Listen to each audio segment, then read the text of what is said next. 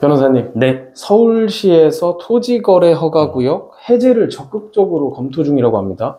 특히나 대치, 삼성, 청담, 잠실, 네. 뭐 이런 강남권들이라고 하는데요. 그래서 오늘은 토지거래 허가구역에 대해서 얘기를 한번 해보겠습니다. 네. 그 토지거래 허가구역을 갑자기 왜 해제하냐? 그리고 원래는 가만히 규제를 했다가 왜 푸느냐? 해제하는 게 어떤 의미가 있는지 지금부터 정리해서 말씀드리겠습니다. 네, 변호사님 요즘에 뭐 계엄, 내란, 탄핵 이런 걸로 시끄러운데 예. 부동산 분야에서는 토지거래 허가구역 해제 얘기가 뜬금없이 나왔습니다. 갑자기 왜 이런 이슈가 나오게 된 건가요? 그 오세훈 시장이 갑자기 이런 얘기를 했는데요. 이게 이제 그 부동산 경기 상황과 관련이 있습니다. 그러니까 부동산은 고유의 가격 사이클이 있는데 정부에서는 이 부동산 가격이 완만하게 상승하는 걸 원하지 절대 떨어지는 걸 원하지 않거든요. 토지거래 허가구역이라는 것 하나의 규제가 들어갔던 거예요. 근데 지금 와서 그걸 푼다는 거는 경기를 좀 활성화시키겠다 이런 의도가 깔려 있는 거고요. 반대로 얘기하면 경기를 활성화시켜야 될 정도로 시장이 좋지 않다. 이런 걸 이제 내포하는 의미가 있는 겁니다. 그럼 정부에서는 늘 부동산 가격이 오르면 약간 비판하고 또 어떻게든 가격을 잡으려고 애쓰는 척을 좀 하는데 실제로는 가격이 하락되는 것도 문제라고 보는 건가요? 그렇죠. 겉으로는 얘기 안 하지만 정부에서도 당연히 부동산 가격이 어느 정도 올라줘야만 그 내수 경기가 활성화되거든요. 그러니까 우리나라에서 건설 경기는 내수를 살리는 핵심이에요. 네. 그리고 건설사가 부실해지면 금융사도 부실해지고 이게 이제 경제 위기화할 수 있기 때문에 절대 부동산 경기가 차가워지는 걸 원하지 않거든요. 그래서 이 부동산 경기 상황을 정부가 일반 시민들보다 먼저 알고 있기 때문에 데이터를 가지고 네. 조금 뭔가 시장이 차가워진다 싶으면은 규제를 푸는 쪽으로 선택을 하고 시장이 과열된다 싶으면 규제를 이제 하는 쪽으로 선택을 하는데 규제도 여러 단계가 있거든요. 센 규제가 있고 약한 규제가 있고 네. 그런 것들 중에 하나가 이제 토지거래 허가구역인데 이거는 미리 얘기하면은 여러 가지 규제 완화 카드 중에 가장 약한 거에 속해요. 그럼 이쯤에서 정확한 의미를 먼저 한번 짚어보도록 하겠습니다. 토지거래 허가구역이 무엇인가요? 말 그대로 그 토지 거래를 할 때 그 지자체 구청장의 허가를 받아야 된다 이건데요. 토지라는 게 토지만 거래하는 사람 거의 없잖아요. 그러니까 주택이라는 게 토지에 딸려 있기 때문에 실제로는 아파트 거래를 할 때도 구청장의 허가를 받아라 이거거든요. 그럼 구청장이 자기 마음대로 허가를 해줘 이게 아니라 현재 토지거래 허가구역에서는 소위 갭투자 전세 끼고 매매를 하는 걸 허가를 안 해주게 돼 있어요. 그래서 이 토지거래 허가구역으로 지정이 되면 갭투자가 안 되거든요. 무조건 실제 사는 사람 실거주 목적으로만 계약이 가능해요. 근데 우리나라에서 부동산 가격의 변동성을 키우는 건 투자 수요인데 이 토지거래 허가구역은 갭투자가 안 되기 때문에 투자 수요가 몰리기 힘들고 그걸 정부가 알기 때문에 토지거래 허가구역으로 묶어두면 가격 변동성이 약해질 거다. 투자 수요가 몰리지 않으니까 이런 것들을 했던 이제 규제 장치였던 거죠. 그럼 주된 지역으로 언급되는 게 이제 삼성동, 대치동, 청담동, 잠실동 이런 곳이 얘기가 나오는데 그럼 이곳들을 해제하겠다는 건가요?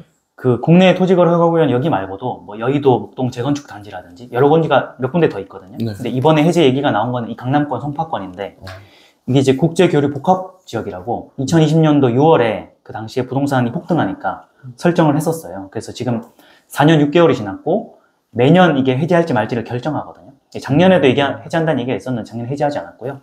올해 이제 해제 여부가 논의가 된 겁니다. 그래서 이 방금 말씀하셨던 삼성동, 대치동, 청담동, 잠실동 여기가 이제 국제교류 복합구역으로 토지거래 허가구역으로 설정이 됐는데 그래서 여기는 갭투자가 그동안 안 됐어요. 4년 6개월 동안. 이번에 해제가 되면 투자자가 들어올 수 있는 환경이 조성되는 거죠. 여기서 또 경매가 또 다르게 해석이 되고 그렇다고 하는데 맞나요? 그 토지거래 허가구역 설정이 되면 갭투자가 안 되기 때문에 전세 끼고 매매가 안 되거든요. 근데 이런 것들은 일반 부동산 공인중개사 통해서 일반 매매할 때 안 되는 거고요. 경매로 낙찰받을 때는 갭투자가 가능해요. 왜냐하면 경매란 건 누군가의 어떤 빚을 청산해주는 법적 절차이기 때문에 여기까지 막을 수는 없거든요. 그래서 매매는 안 되지만 경매는 갭투자가 가능했었어요. 그래서 토지거래 허가구역에서는 매매는 투자가 안 되는데 경매는 가능하니까 이 지역의 경매의 낙찰가율이 높았단 말이에요. 왜냐하면 이 지역에 투자하고 싶은 어떤 사람이 전세 끼고 매입을 하고 싶은데 매매가 안 되니까 경매로 갔거든요. 그러니까 원래 경매는 일반 매매 시세보다 떨어지는 게 일반적인데 이 토지거래 허가구역으로 지정된 곳은 시세보다 더 비싼 낙찰가를 보이기도 했거든요. 근데 만약에 이번에 해제가 되면 결국에는 매매랑 경매 차이가 없어지잖아요. 그러면은 경매의 장점이 사라지기 때문에 물론 경매가 여전히 살아있긴 하겠으나 경매가 매매 시세를 웃도는 현상은 사라지겠죠. 그럼 서울시는 도대체 왜 이곳들을 해제하려고 하는 건가요? 그 맨 처음 말씀드렸지만 부동산은 고유의 가격 주기가 있는데요. 현재 그 전국적으로 다 하락세가 있는데 원래 강남권이 가장 이제 출발이 되는 가격 변동 지역인데 강남권조차도 지금 이제 가격이 오르지 않는 시점으로 들어갔거든요. 근데 전국에서 가장 부동산이 빠르게 오르는 강남권조차 가격이 하락기로 들어갔다는 것은 우리나라 전체 상황으로 봤을 때 부동산이 굉장히 좋지 않다는 거예요. 그러니까는 이쪽을 먼저 이제 규제를 해제하면 투자자들이 여기서 먼저 들어올 것이고 그러면 부동산 경기가 조금 활성화될 수 있다라는 거고요. 다시 말하지만 절대 정부는 부동산 경기가 식는 걸 원하지 않기 때문에 좀 직설적으로 얘기하면 가격을 다시 올리려고 규제를 해제하는 거죠. 그러면 실제로 만약에 토지거래 허가구역 이거 해제를 한다면 가격이 바로 오를까요? 바로 오진 않고요. 이게 정책이랑 그 가격 간의 시차가 있어서 나중에는 방향을 틀 텐데 당장은 반응이 오지 않아요. 제가 중간에 말씀드렸지만 규제를 하든 규제를 풀든 간에 여러 가지 카드들이 있는데 가장 약한 카드부터 가장 강한 카드가 있거든요.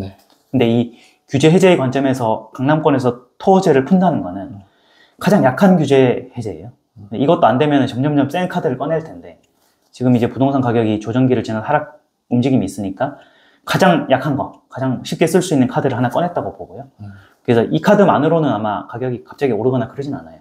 그래서 우리가 어떤 규제를 볼 때 정책과 가격 간의 시차가 있기 때문에 토지를 이번에 풀면 가격이 바로 반등하겠는데 이렇게 예상하면 안 되고요. 지금 상황보다는 조금 더 계속 가겠는데 이 상태가 근데 나중에 시간이 지나면 방향을 틀려고 애쓰겠는데 이렇게 이제 예상하는 게 부동산 시장을 제대로 보는 방법입니다.